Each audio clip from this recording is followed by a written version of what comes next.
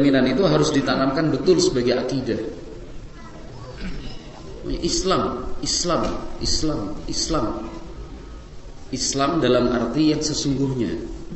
Islam dalam bentuk yang sebenarnya, yaitu Islam yang disampaikan, didakwahkan dan diajarkan oleh Nabi Muhammad SAW.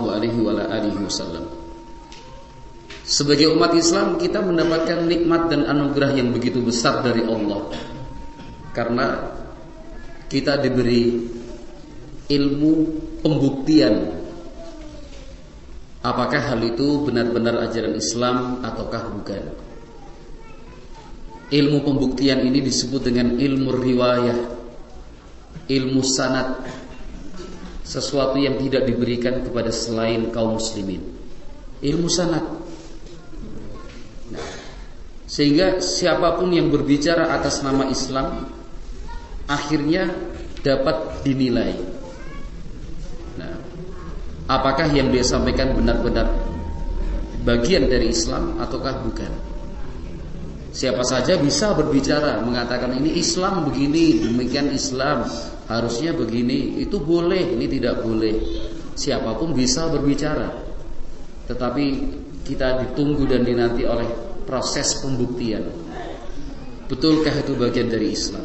Nah, ilmu riwayat atau juga bisa dikatakan sebagai ilmu sanad adalah sebuah ilmu yang berbentuk mata rantai berita dari Nabi Muhammad SAW sampai kepada kita. Nah, kalau misalkan si A mengatakan, loh, Nabi Muhammad kan pernah bersabda demikian. Maka pertanyaan pertama, siapa yang meriwayatkan? Siapa yang meriwayatkan, yang menukilkan untuk kita bahwa itu adalah sabda Rasulullah? Maka harus ditanya, itu yang pertama. Siapa yang meriwayatkan? Nah, dicari kan yang meriwayatkan siapa. Kalau tidak ditemukan berarti la aslalah. Tidak ada asalnya, artinya tidak ada sanad dan riwayat yang bisa dipertanggungjawabkan. Berarti hadis ini tidak bisa diterima. Nah, hadis ini tidak bisa diterima. Oh, ada yang meriwayatkan siapa? Al-Imam At-Tirmidzi misalkan. Coba buktikan betul ada dalam kitab Tirmidzi, Sunan Tirmidzi. Lihat, dibuka, dicari. Oh iya betul. Setelah ketemu hadis tersebut betul-betul diriwayatkan oleh Imam Tirmidzi, nanti diperiksa sanadnya. Al-Imam Tirmidzi seorang ulama besar, walhamdulillah. Artinya beliau adalah orang yang terpercaya. Berita yang beliau sampaikan pasti akurat. Guru beliau siapa? Kakek gurunya siapa? Buyut gurunya siapa? Kemudian sahabatnya siapa? Diperiksa satu persatu.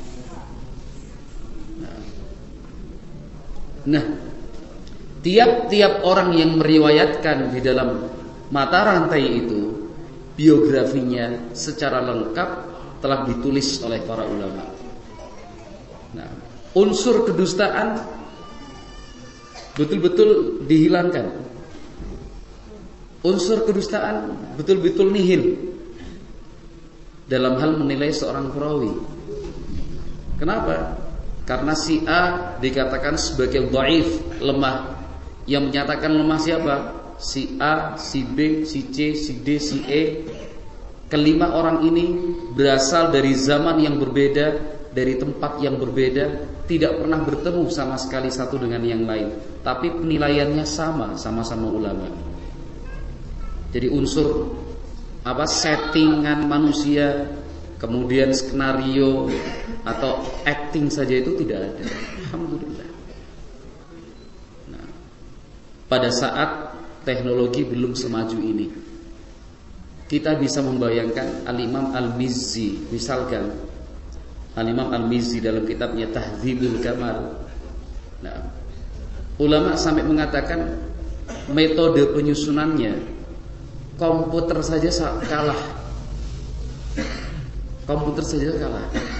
Nah, metode penyusunannya.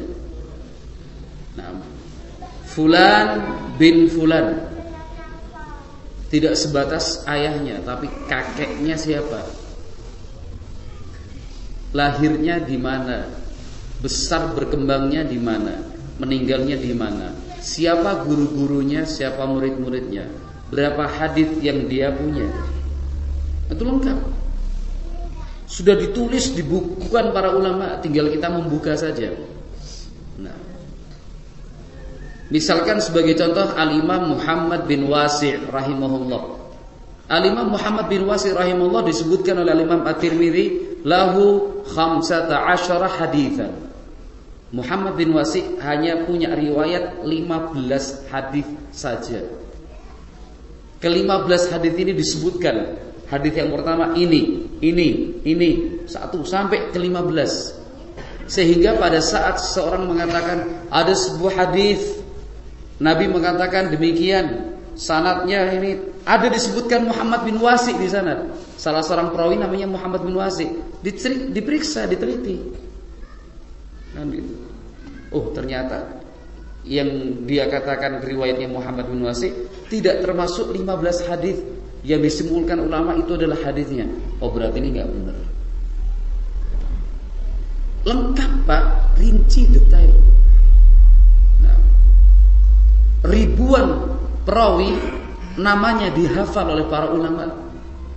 Nama ayahnya, nama kakeknya, berapa anaknya, meninggalnya kapan, belajar di Baghdad tahun berapa, di Syam tahun berapa, kapan berangkat berhaji, kapan berangkat ke negeri Yaman, kapan umroh, lengkap semua. Mendengar hadis ini di mana, teman-temannya siapa, lengkap ditulis. Maka cobalah sesekali menemui orang yang kita pandang mampu memberikan sedikit penjelasan, kita datang ke rumahnya, datang ke pondok pesantren. Ustaz, saya minta, mohon sekali diperlihatkan satu saja keterangan dari ulama ini. Misalkan Tahdzibut Tahdzib yang paling mudah, karya Al-Hafidz Ibnu Hajar rahimahullah, hasil tahdzib dari Tahdzibul Kamal. Tahdzibut Tahdzib Yahya bin Ma'in, buka Yahya bin Ma'in. Di situ jelas Yahya bin Ma'in, tulisannya Ain. Ain itu artinya yang meriwayatkan kutubus sittah. Yahya bin Ma'in namanya disebutkan dalam Sahih Bukhari, Sahih Muslim, Sunan Abi Dawud, Sunan Tirmidzi, Sunan Nasa'i, Sunan Ibnu Majah. Nanti ada keterangan tambahan yang lain, kan itu. Rawaan, beliau meriwayatkan dari siapa? 1, 2, 3, 4, 5, 6. Rawa'anhu yang meriwayatkan dari beliau siapa? 1, 2, 3, 4, 40, 50, 60. Sampai kalau terlalu banyak akan ditutup dengan wa khalqun siwahum katsir. Dan masih banyak lagi orang meriwayatkan selain yang disebutkan di sini. Kan gitu. Kemudian orangnya seperti apa? Ibadahnya, kemampuan menghafalnya, kemampuan mengingatnya, semangat belajarnya. Kan gitu. Kemudian pujian-pujian para ulama kepada beliau itu seperti apa? Ucapan-ucapan dan nasihatnya itu ditulis lengkap di dalam referensi-referensi Islam. Jadi orang mau berbicara atas nama Islam itu bisa dibuktikan salah benarnya, Pak. Bisa dibuktikan salah benarnya. Kan itu. Misalkan sebagai contoh. Nah, misalkan ini saja sebagai contoh. Nah, orang puasa mutih, puasa pati geni misalkan. Puasa kan orang bilang, oh puasa kok nggak boleh. Puasa kan bagus. Pertanyaannya, apa itu diajarkan Nabi? Puasa dengan cara dan metode seperti itu, apa diajarkan Nabi? Iya diajarkan Nabi. Buktinya mana? Mana buktinya?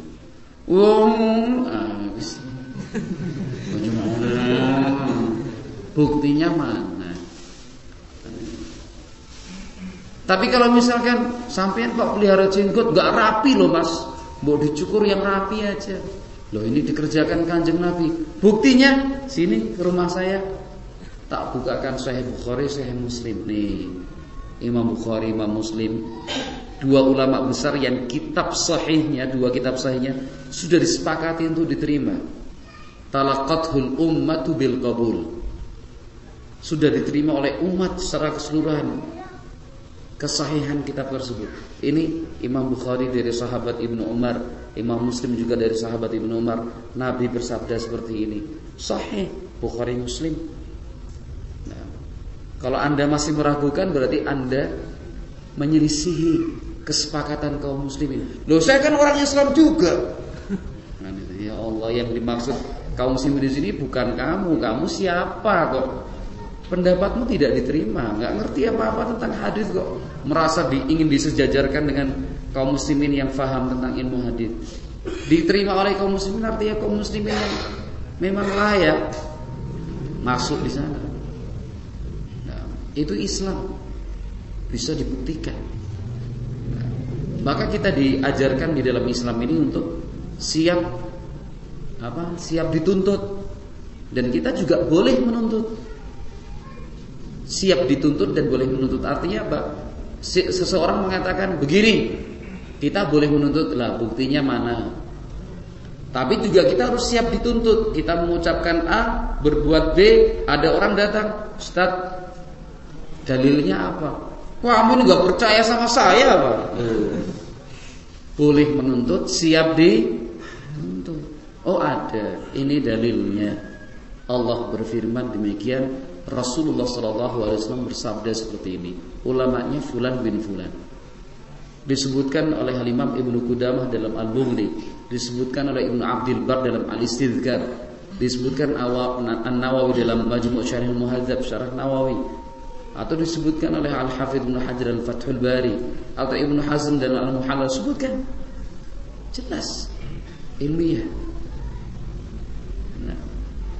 Maka barakallahu fikum, sekali lagi, siapapun yang betul-betul berpegang dengan Islam, tapi dengan keterangan singkat tadi, Islam yang sebenarnya, Islam yang sesungguhnya, yaitu Islam yang betul-betul diajarkan oleh Rasulullah SAW, pasti sukses dunia dan akhirat. Nah, kalau ingin sukses, pelajari Islam dengan dalam. Kalau ingin bahagia, gali ajaran-ajaran Islam itu dengan sungguh-sungguh, gali. Nah, karena ternyata masih banyak ilmu yang telah terlewatkan dari kita. Sampai rambut beruban, jenggot juga tidak kalah, ingin beruban juga. Artinya betul-betul beruban. Kan itu ya. Tapi masih banyak ternyata yang terlewatkan dari kita. Wallahu a'lam bishawab. Di sini ada beberapa pertanyaan. Sampai jam 1 kemudian pertanyaannya banyak ini. Nah kan, terus pokoknya. Yang bisa dijawab, yang buatan. Ini tadi kertas pertama yang sampai di meja. Afwan Ustaz, mohon nasihatnya khususnya untuk ikhwan-ikhwan salafi. Sering atau pernah mendengar ceramah taklim para ustadz yang isinya hasungan dan dorongan untuk ta'awun, jaga kebersamaan, saling ziarah, serta sebarkan salam. Tapi pada kenyataannya hal tersebut masih belum atau jarang diamalkan oleh sesama ikhwan. Bahkan sing mandan sugih kalau ketemu di jalan wegah takon disit maring sing cilik. Kelihatan banget lah. Sampai-sampai ada orang awam yang mengatakan ada batu berjalan, karena dia tidak mau bertegur sapa sama masyarakat. Atas nasihatnya jazakumullah khairan, TTD hamba Allah. Ya, kita semua hamba Allah. Ahlu sunnah salafiyun adalah orang yang paling berhak, artinya orang yang paling berkewajiban untuk menjadi contoh dalam amaliyah, praktek nyata dalam kehidupan sehari-hari. Nah, dalam kehidupan sehari-hari.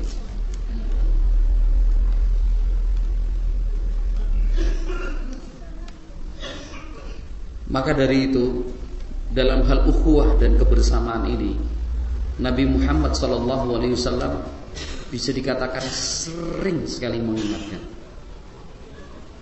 Bisa dikatakan sering sekali mengingatkan. Contoh sekarang buka kitab Riyadhus Shalihin. Itu referensi yang paling dekat. Kitab Riyadhus Shalihin. Sekian banyak kitab itu judul besarnya. Nah, yang menghimpun banyak bab. Itu terkait dengan apa? Kebersamaan dan ukhuwah. Nah, kebersamaan dan ukhuwah. Karena kesuksesan dan sebaliknya kegagalan satu bentuk ibadah itu juga tidak bisa dilepaskan dari kebersamaan. Apapun itu. Salat berjamaah misalnya. Salat berjamaah tidak akan mungkin terlaksana dengan sempurna, dengan baik, maksud saya, kalau tidak ada kebersamaan. Siapa yang menjadi muadzin, siapa yang membuka pintu masjid, siapa yang membersihkan masjid, siapa yang menjadi imam, kan ini. Siapa yang kemudian membayar listrik, siapa yang mengurusi kebersihannya. Nah, siapa yang ini, siapa itu, kan butuh kebersamaan. Nah, perlu kebersamaan. Itu masalah sholat. Contoh yang paling dekat dengan kita. Belum lagi hal-hal yang lain, terutama masalah dakwah. Kebersamaan itu adalah hal yang paling penting, mendasar sekali, sangat mendasar sekali. Kalau hal ini kita lupakan atau kita kurang perhatikan, maka nas'alullah as-salamah wal afiyah, akan banyak sekali program-program kebaikan itu tertunda atau bahkan gagal. Na'udzubillahi min dzalik. Lihat ma'asyiral muslimin rahimakumullah. Pada saat Nabi Muhammad SAW baru tiba di kota Madinah, maka langkah yang beliau ambil adalah mendirikan masjid, karena masjid adalah tempat untuk berkumpul. Setelah itu Nabi alaihi salatu wasallam akha bainal muhajirin wal ansar. 70 pasang lebih sahabat Ansar dan Muhajirin itu dipersaudarakan oleh Rasulullah SAW. Dipersaudarakan. Tentunya untuk menciptakan ukhuwah Islamiyah.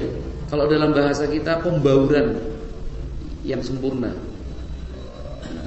Sehingga tidak ada jarak, kamu Muhajirin, saya Ansar, kamu Muhajiri, saya Ansari, tidak. Tapi sudah dipersaudarakan oleh Nabi alaihi salatu wassalam. Salat berjamaah di masjid itu juga upaya yang nyata dari Islam untuk mengukuhkan kebersamaan. Panggilan satu, adzan. Pimpinan satu, imam. Gerakan sama yang diucapkan, setiap gerakan sama.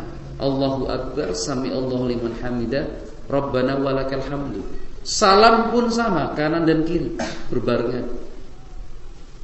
Nah, jadi memang kita dituntut untuk bersama. Tentunya bersama di atas ibadah, di atas akidah yang benar, di atas manhaj yang sahih, di atas Al-Quran dan Sunnah Nabi Sallallahu alaihi wasallam. Nah, itu upaya yang dilakukan oleh Islam. Nah, Nabi alaihi salatu wasallam memberikan pembelajaran bahwa ada beberapa hak muslim yang harus dipenuhi oleh muslim lainnya. Dalam satu riwayat dikatakan 6, padahal lebih dari 6. Memang dalam riwayat itu dikatakan 6, tapi bukan berarti hanya 6. Masih ada yang lain dengan membaca riwayat-riwayat hadis yang lainnya. Nah, hakul muslim 'alal muslim sit. Hak seorang muslim untuk muslim yang lain itu ada 6. Idza laqitahu fasallim alaihi. Kalau bertemu ucapkan salam. Kan itu. Wa idza stansahaka fansah lahu. Kalau minta nasihat, berikan nasihat. Nah. Wa idza da'aka fa'ajibhu. Kalau dia mengundangmu, penuhi undangannya. Nah, wa idza maridha fa'udhu. Kalau dia sakit, jenguk. Wa idza 'atasa fahamidallaha fashammithu. Kalau dia bersin mengucapkan alhamdulillah, jawab yarhamukallah. Kemudian dijawab ulang yahdikumullah subhanallakum. Wa idza mata fattabi'hu. Kalau meninggal, ikuti proses pemakaman jenazahnya. Cuma 6? Tidak. Dalam riwayat ini disebutkan 6. Tapi masih ada yang lain. Contoh, mendoakan kebaikan untuk saudaranya, itu juga hak seorang muslim. Nah, membantu dan menolong meringankan beban seorang muslim, itu juga hak dia. Nah, mendapatkan prasangka baik husnudzon, itu juga hak seorang muslim. Hak seorang muslim itu banyak sekali. Nah, kalau hal ini dilaksanakan dengan baik dan benar, maka yang dikatakan Nabi alaihi salatu wassalam itu bisa diwujudkan. Pada saat Nabi mengatakan al-mu'min lil mu'min kal bunyan yashuddu ba'duhu ba'dha. Orang mukmin satu dengan yang lain itu seperti satu bangunan yang fungsinya satu dengan lain menguatkan. Satu sama lain saling menguatkan. Nah, karena bangunan itu bukan hanya tiang, bukan hanya pondasi. Nah, pondasinya kokoh, tiangnya kuat. Nah, tapi tidak ada atap, sama.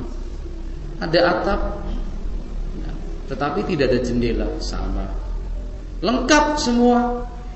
Pondasi bagus, lantai granit, kemudian tembok semua sudah terpasang dari keramik, dicat indah, semua lampu terang, kualitas nomor 1. Perlengkapan dan perabot ada, tapi ternyata grendel kuncinya rusak, sehingga orang jahat bisa masuk dengan leluasa kalau dia mau. Apa artinya rumah seindah itu kalau ternyata grendelnya rusak, kuncinya patah, nggak bisa dibuka? Nauzubillah. Nah, jadi jangan merasa saya yang paling berpengaruh, saya yang paling kuat. Kamu itu apa? Main grendel kunci tok. Ya, tanpa grendel kunci rumah tidak aman. Nah, rumah tidak akan aman, dan seterusnya lah. Tapi mudah-mudahan terus meningkat kebersamaan dan ukhuwah di antara kita sampai seperti yang digambarkan Nabi alaihi salatu wassalam, kamathalil jasad, sudah seperti satu tubuh. Idza ishtaka minhu 'udwun tada'a 'alaihi sa'irul jasad bil humma was sahar. Gambaran satu tubuh itu kalau misalkan ada anggota tubuh yang sakit, itu kan yang merasakan sakit bukan cuma anggota tubuh itu saja, tapi seluruh badan kita pun ikut merasakan sakit. Dalam bentuk demam, ya semuanya demam. Gak mungkin orang demam cuma lengan tok, dahinya panas, pahanya panas, perutnya panas, punggungnya panas, lehernya panas. Padahal yang bisul adalah lengan sebelah kanan. Nah, juga bisahar, nggak bisa tidur. Nah, mata susah terpejam, kan itu. Kaki kanan kiri usah sih, kan itu. Pinggang dan punggung juga seperti itu. Padahal yang sakit bisul di lengan kanan. Nah, di lengan kanan. Maka kita memang harus sering dan banyak-banyak membaca kisah-kisah ulama salaf kita dalam menjaga ukhuwah dan kebersamaan itu seperti apa. Yang ditanyakan tadi dan disebutkan seperti ta'awun, jaga kebersamaan dan saling ziarah, serta sebarkan salam. Nah, ini memang langkah-langkah penting yang sebenarnya sederhana, tapi pengaruhnya sangat luar biasa. Kita berkunjung, mengucapkan salam. Nah, sekarang kalau ingin dipraktekkan bersama-sama dan bareng-bareng, nah, mungkin responnya tidak seperti yang kita harapkan. Tapi coba mulailah tebarkan kebaikan seperti ini dari unsur yang paling kecil. Nah, sekarang kalau kita berbicara satu masjid ini 100 orang lebih, katakan 200 orang, kita ingin mengamalkan begitu. Mungkin ada yang tidak tanggap, ada yang kurang semangat, ada yang menganggapnya biasa-biasa saja. Tapi mulai dari berdua. Nah, saya dengan si A, salam ketemu, saya main ke si A main ke rumah saya. Dari dua dulu. Nah, setelah itu gimana si A? Kita mulai perlebar daerah wilayah kekuasaan kita. Maksudnya begitu. Maksudnya besok sore dolan ning ngene bae sama-sama. Ayo. Kita datang ke Assalamualaikum. Wah, sebelum pulang dolan maring nggonku lah. Iya. Besoknya Masya Allah si B datang ke rumah saya. Hari berikutnya si B main ke rumah si A. Dapat 3. Kan begitu. Nanti kemudian si B ngajak si A ke tempatnya si C. Saya tidak diajak, enggak ada masalah, tapi kan sudah jaringan itu melebar. Nah, si C juga ayo mari nggonku, ya sudah dekat. Nah, satu melebar, membuat sebuah jaringan yang sangat baik sekali. Tapi kalau kita langsung berpikir semua serentak begini, ya itu tadi ada yang responnya kurang baik, nah, dan seterusnya. Wallahu a'lam bishawab. Kenyataannya demikian. Nah, dan di satu sisi, nah, sebagai penanya dan saya juga yang menjawab, kita tidak boleh melupakan husnudzon. Nah, kenapa tidak saling ziarah itu kurang semarak? Kenapa kurang begitu ramai menyebarkan salam? Nah, kayak yang seperti tadi, sing mandan sugih kalau ketemu di jalan ogah takon visit maring sing cilik, ya kita kedepankan unsur husnudzon. Karena apa? Sing wong sugih pikirannya lebih banyak daripada wong cilik. Cobalah berprasangka baik kan gitu. Jadi lihat sing mandan sugih jalan kayak batu, justru jenengan doakan mudah-mudahan Allah bantu berpikirnya ringan sahabat saya dan saudara saya itu. Mungkin mandan sugih jadi pikirannya banyak. Oh ini kita sing wong cilik ini kan pikirannya sederhana dan simpel, jadi bisa menilai sana menilai sini. Sing sugih temenan orang sing mandan lho. Itu tambah pusing lagi, Pak. Tahu pusing lagi. Jadi unsur ini pun jangan kita lupakan. Husnudzon. Nah, sekarang akan tambah semakin parah. Si A sing mandan sugih sama B sing wong cilik tadi yang ditanyakan. Tadi. Sing A kan katanya mandan sugih. Ketemu di jalan tidak negur, tidak mengucapkan salam. Kan itu. Si B pada baik, suudzon. Kan gitu. Satu suudzon, 2 mungkin rasani, mulai ini seterusnya. Nah, tapi tutup celah itu. Sing mandan sugih tadi, misalkan ya, sing mandan sugih menurut penanya tadi misalkan digambarkan, ketemu sama kita tidak mengucapkan salam, kita yang mengucapkan salam. Assalamualaikum. Kan itu. Kalau enggak dijawab, jangan sakit hati. Besok ketemu salam lagi, assalamualaikum. Besok ketemu lagi ucapkan salam gak dijawab, berikutnya salam lagi. Coba jenengan simpulkan, jan luwih enak dadi wong cilik. Mandan ora mikir. Kan itu. Karena kita yakin berprasangkalah baik. Seandainya saudara kita itu betul-betul mendengar dan betul-betul konsentrasi dengan apa yang kita ucapkan, tidak mungkin dia tidak menjawab salam. Orang Islam manapun kalau diberi salam, fitrahnya mendorong dia untuk menjawab salam. Apalagi ini kalau digambarkan salafi, ketika dia tidak menjawab salam, pasti ada apa-apanya. Sehingga kita harus berprasangka baik, husnudzon. Justru kita berusaha untuk menyenangkan dia. Datang ke rumahnya, malah sugih, gaya kok malah disowani, diselaturahim. Ya, kita enggak tahu, Mas. Kita enggak tahu. Kita cuma kan melihat dari sisi lahiriahnya saja. Kita hanya melihat dari sisi dia hanya dari sisi zahirnya. Nah, Sudah banyak orang yang mohon maaf konsultasi sama saya, ketoke mandan sugih, apa sugih temenan. Mobil anak, motore ora mung siji, omahe gede, usahane ning ndi-ndi. Tapi ternyata ketemu sama saya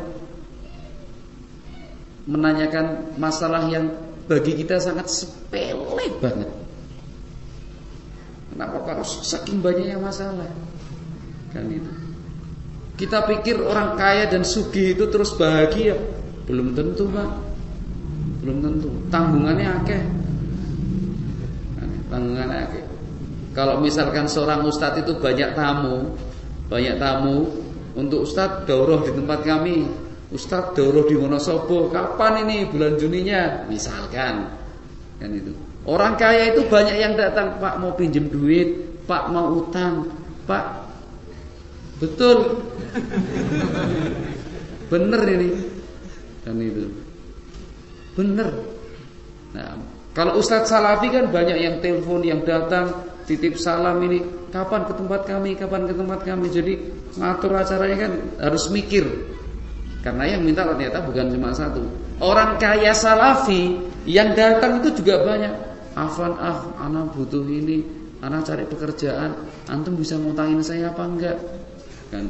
Dia orang kaya di Pakistan contoh, tapi yang datang dari luar Pakistan, ngertinya ini kira-kira mau bangun masjid yang bisa dihubungi dimintai bantuannya siapa ya?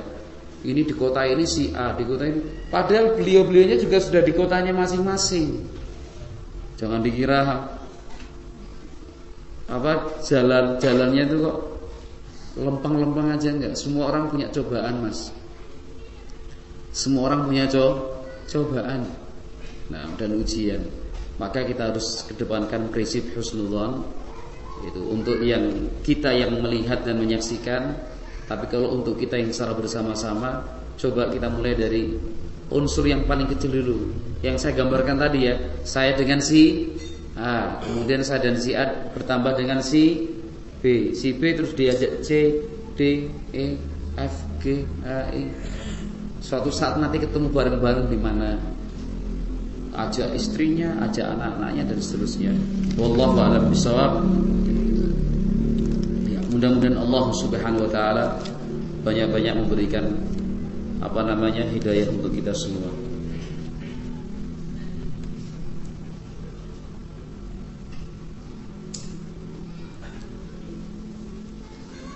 Jika suami mau berangkat menghadiri majlis ilmu, istri seringnya marah. Jika suami meminta izin, diajak tidak mau. Inginnya istri agar suami mengurusi ladangnya dulu.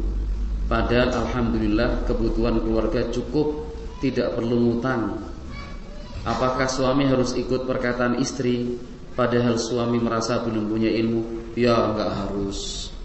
Kalau sudah digambarkan seperti ini, kebutuhan keluarga sudah cukup, nggak perlu ngutang, kan itu ya. Dan bahasanya pun sebenarnya bukan meminta izin, memberitahu sama istri. Kok minta izin? Kalau nggak diizinkan terus nggak berangkat gitu maksudnya. Tapi pemberitahuan, karena thalabul ilmi itu fardhatun ala kulli muslim. Menuntut ilmu adalah kewajiban masing-masing kita, masing-masing individu kita punya kewajiban untuk menuntut ilmu. Nah, istri tidak setuju, orang tua tidak setuju, siapapun yang tidak setuju. Tapi kalau ilmu yang kita cari terkait dengan ibadah fardi, ibadah individu kita belum faham tentang tata cara sholat wajib seperti yang diajarkan Nabi, tetap harus berangkat haji. Karena sholat 5 waktu itu kewajiban. Jangan hanya karena mendahulukan ridho orang tua, ridho istri, ridho anak, kemudian kesempatan gitu untuk ngaji, mempelajari tata cara sifat sholat Nabi, akhirnya ditinggalkan, tidak. Nah, berikan pengertian, dan berharaplah, dan harapan itu cukup besar, dengan saat kita mendahulukan ridho dari Allah, dengan kita akhirnya tulus dan lepas, artinya tulus dan ikhlas berangkat untuk ngaji dan taklim, mudah-mudahan itu menjadi sebab Allah berikan barokah untuk keluarga kita, istri, orang tua dan yang lainnya, akhirnya mendapatkan kelapangan hati. Mudah-mudahan, harap, karena thalabul ilmi itu adalah ibadah, amalan saleh, dan kita sebagai umat Islam diperbolehkan berwasilah dengan amalan saleh. Yakin bahwa menuntut ilmu, ngaji itu amalan saleh, yakin, ikhlaskan. Dan kita berharap dengan thalabul ilmi yang kita kerjakan, Allah bukakan pintu hidayah untuk istri kita, untuk orang tua kita, untuk anak-anak kita. Nah, kalau kita akhirnya ikut istri, nggak ikut berangkat, barangkali itu menjadi sebab hati istri semakin tertutup. Nauzubillah. Jangan, tetap berangkat. Nah, adapun istri ya bisa diberikan pengertian-pengertian lah. Nah,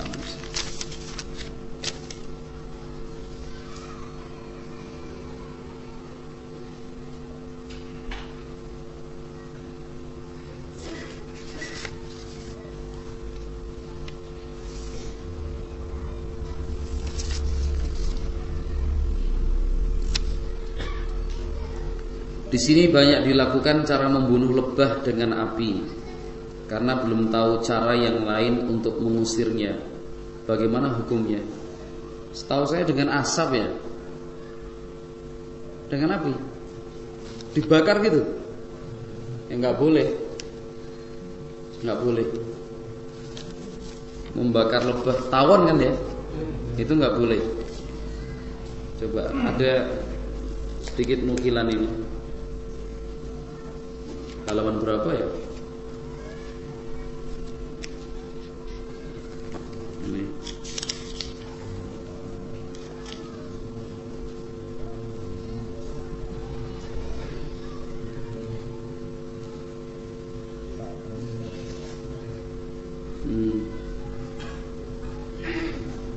Ya tetap tidak boleh. Untuk keperluan apa ini? Tawon apa maksudnya? Lebah apa?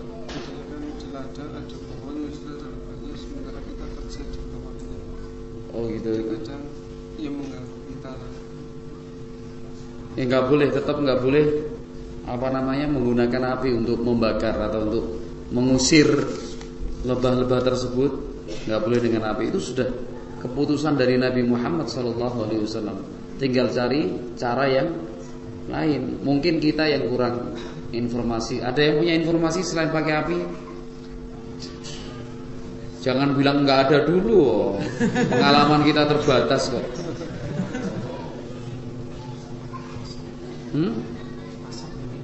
Iya, yang saya tahu pakai asap. Artinya kita kumpulkan ranting-ranting kering, kemudian daun-daun kering itu kita bakar di bawahnya kan asap. Kalau asap nggak ada masalah. Kalau yang saya tanyakan ulang tadi apa dengan api? Dengan api berarti kan dibakar gitu. Ya nggak boleh. Sarangnya yang dibakar. Nggak boleh. Tapi kalau dengan asap pergi kok dia. Bahkan tidak mengusir. Nanti selesai berladang kan nggak mungkin kita berladang di tempat itu terus. Betul nggak? Kan pindah-pindah berladangnya. Nyangkul di sini, misalnya ada pohon nyangkul di sini. Sebelum nyangkul kasih asap lah. Dia pergi, nggak akan mungkin mendekat itu. Nanti sudah agak-agak jauh, lebahnya kembali lagi. Jangan putus ekosistem lah. Wallahu a'lam bishawab.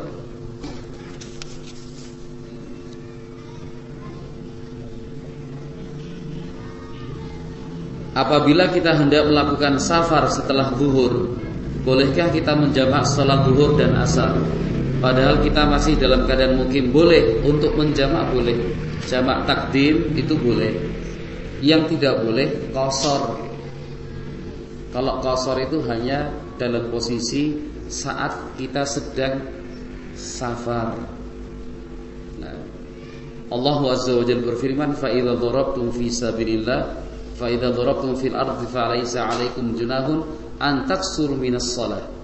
Surat An-Nisa. Ayat ini menerangkan kalau kalian melakukan darabtum fil ard, melakukan perjalanan itu dari posisi perjalanan, maka tidak mengapa melakukan qasar. Tapi kalau misalkan saya orang Jogja mau berangkat ke Pakistan, ke Pakistan misalkan naik mobil jam 1, sholatnya setengah 1, Ya setelah sholat zuhur saya jamak, sholat asar 4 rakaat. Menjamaknya boleh. Kalau mengqashar jadi 2 rakaat nggak boleh, karena qashar itu hanya boleh dilakukan, artinya qashar itu dikerjakan saat dalam perjalanan. Kan itu. Kalau misalkan kesusu, misalkan terburu-buru, ya sudah sholatnya nanti ditakhir, ditunda juga boleh. Akhirnya karena ingin ngejar ada undangan misalkan di Pakistan, biar ngejar waktu misalkan, akhirnya jam 12:30 semestinya sholat zuhur, tapi 12:30 malah kita berangkat duluan karena mendesak kebutuhannya. Saat nanti berhenti sambil ngisi bensin, ngisi bahan bakar, sambil makan, baru sholat di jamak qashar, silahkan. Wallahu a'lam bishawab. Jamaknya antara sholat dan satu kalau ketunda berapa menit? Jaraknya Jeda antara sholat satu dan satu harus. jarak jeda antara menjamak zuhur dan asar misalkan. Jaraknya asalkan tidak terlalu jauh, enggak apa-apa. Setengah jam, 1 jam masih bisa sholat. Karena mungkin ada perubahan rencana dan seterusnya itu. Ada perubahan rencana dan seterusnya. Wallahu a'lam. Sekarang misalkan kita pengen naik bis. Naik bis perkiraan sampai sana sudah sampai, ternyata bisnya dimundurkan. Kalau kita ngejar ke sana nggak bisa. Wallahu a'lam. Apakah sikap saya salah ketika saya menghadiri taklim saat istri sedang sakit, padahal istri sangat membutuhkan kita? Ya tergantung keadaan istri seperti apa. Tergantung keadaan istri seperti artinya bisa ditinggal ataukah tidak. Kalau memang tidak bisa ditinggal, kan itu tidak bisa ditinggal, anak banyak, mual-mual, muntah-muntah, demam gigil ini, ya tetap istri yang lebih didahulukan. Dalam hal ini bukan karena mencari ridho istri, bukan, karena melaksanakan tanggung jawab kita sebagai suami. Kan itu. Tapi kalau cuma sakit pusing, kan itu bisa dikasih makanan, dikasih minuman, kasih obat sedikit, ya bisa ditinggal sebentar, kan itu. Nanti sekaligus daurah minta dioleh-olehin tak oleh-olehin wis. Kan enak kan gitu ya. Kalau kan istri seperti anak-anak, memang anak mertua kok. Tapi kalau sakitnya parah, kan gitu, mau melahirkan misalkan, sudah pembukaan 4, 5, aku tak taklim bisit ya. Tawakal pada Allah Subhanahu wa taala, yang enggak tepat seperti itu. Tidak tepat seperti itu.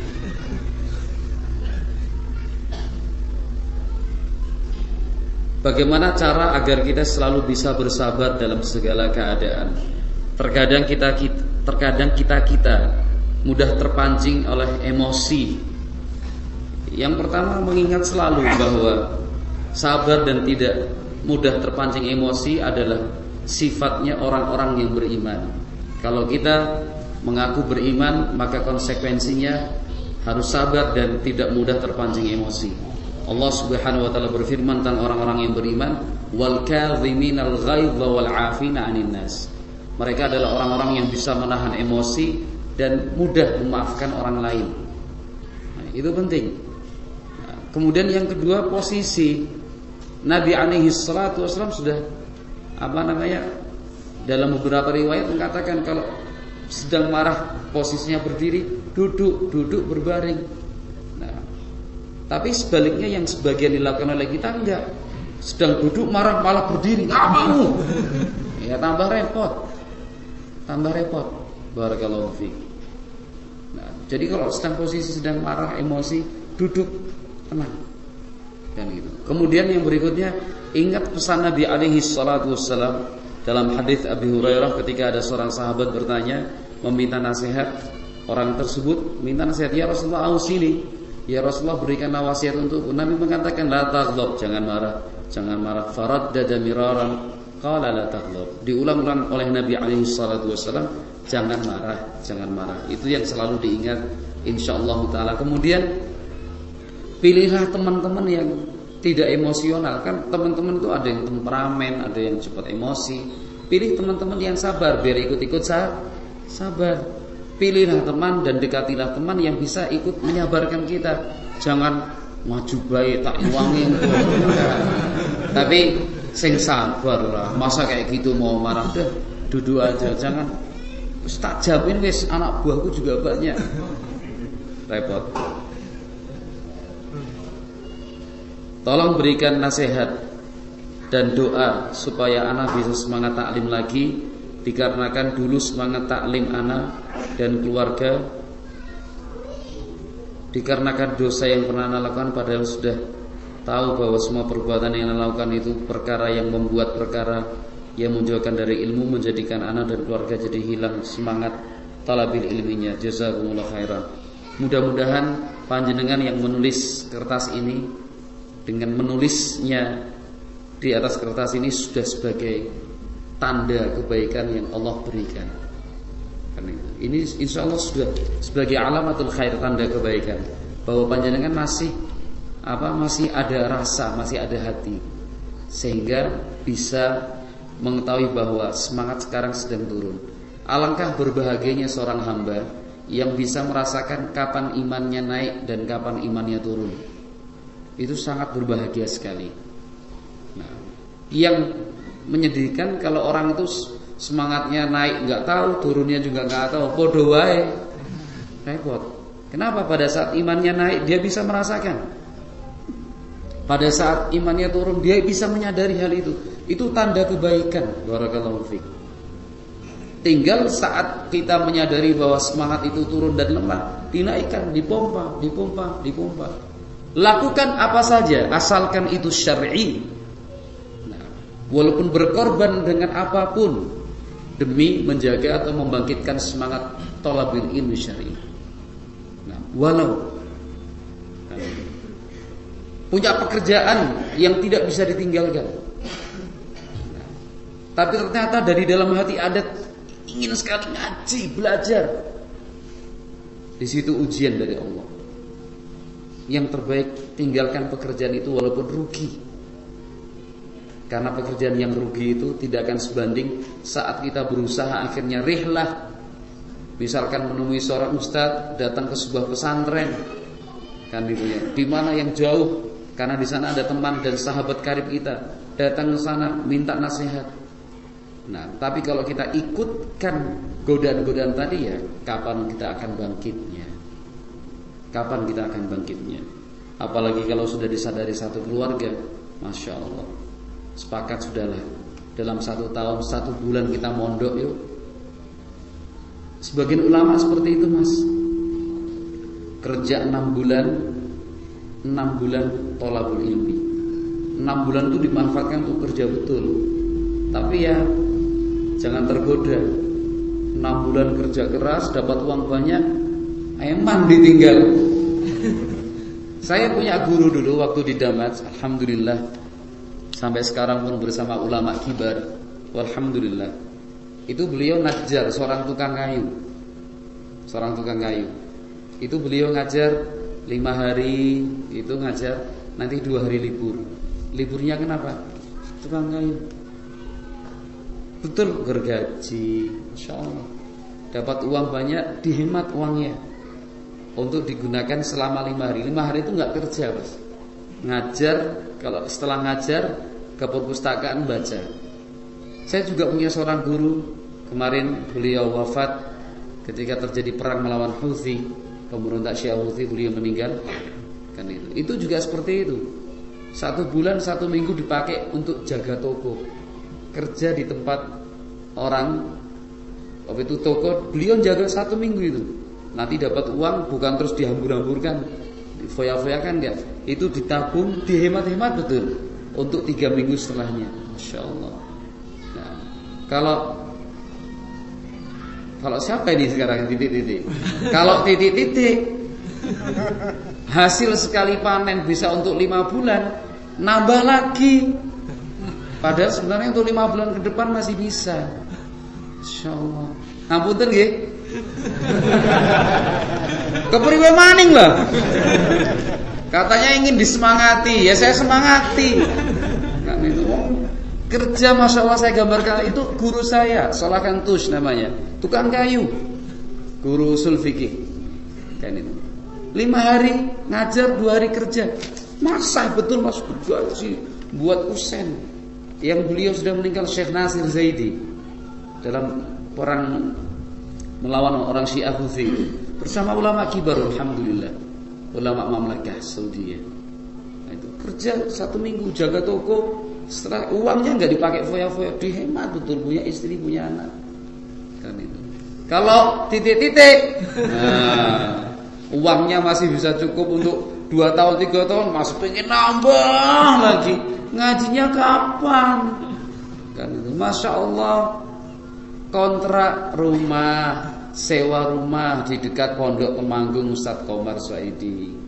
Walaupun mungkin jaraknya 2 kilo 3 kilo, boyong anak istri ke sana, bawa mobil, perlengkapan 1 bulan, ngaji.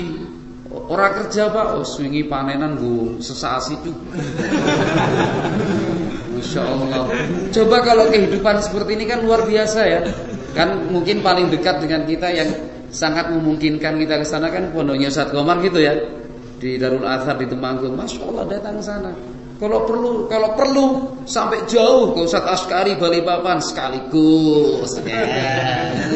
Naik pesawat, jenengan istri, jenengan anak, karena sewa 2 bulan di sana, rumah, nanti pulang berladang lagi. Mantap duite. Ya monggo, tinggal panjenengan mana lebih tinggi di dalam penilaian panjenengan, ilmu atau uang? Dijawab sendiri. Nah, kalau misalkan Ustadz Askari terlalu jauh, Ustadz Usama Mahri di Malang. Kalau mau lebih jauh lagi, Ustadz Lukman Ba'abdu di Jember. Masya Allah, sewa 1 bulan 2 bulan aja, seminggu lah, anak orang bisa sebulan. Oh kesel tok Ustaz, ya udah nambah 2 minggu. Kan itu 1 bulan. Masya Allah. Itu bisa menjaga menjaga hati insyaallah. Kalau memang masih terlalu jauh ke sana, yang deket-deket saja lah. Mana yang paling dekat monggo bisa dipraktekkan seperti itu. Wallahu a'lam bishawab. Ya, cukup seperti itu. Lebih dari yang telah direncanakan. Wallahu a'lam bishawab. Mohon maaf atas segala tutur kata yang kurang berkenan. Nah, kalau misalkan ada kesalahan dalam penyampaian, saya bertaubat kepada Allah Subhanahu wa taala dan siap diluruskan. Dan saya mewakili teman-teman dari kelompok sak rombongan ini juga menyampaikan jazakumullah khairan kepada panjenengan semua yang telah menyambut dengan sangat meriah sekali. Mudah-mudahan suatu saat nanti saya tak merepotkan panjenengan kembali. Karena ternyata tadi saya cerita-cerita sudah sampai mana aja, cuma 2 tempat Ustaz.